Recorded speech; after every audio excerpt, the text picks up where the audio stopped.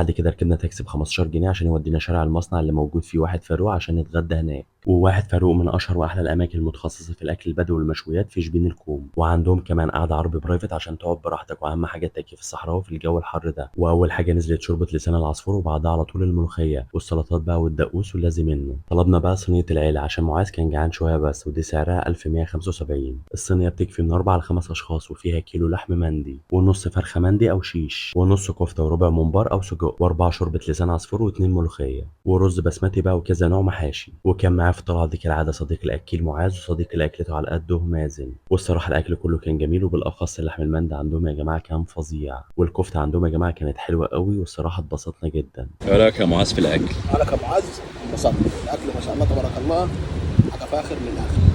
وكان لازم نختم بعد الأكلة دي ببراد الشاي بتاعهم، أحلى كوباية شاي بالنعناع ممكن تشربها بعد أكلة زي دي. وبعد الغدوة الجميلة دي اتمشينا في شارع المصري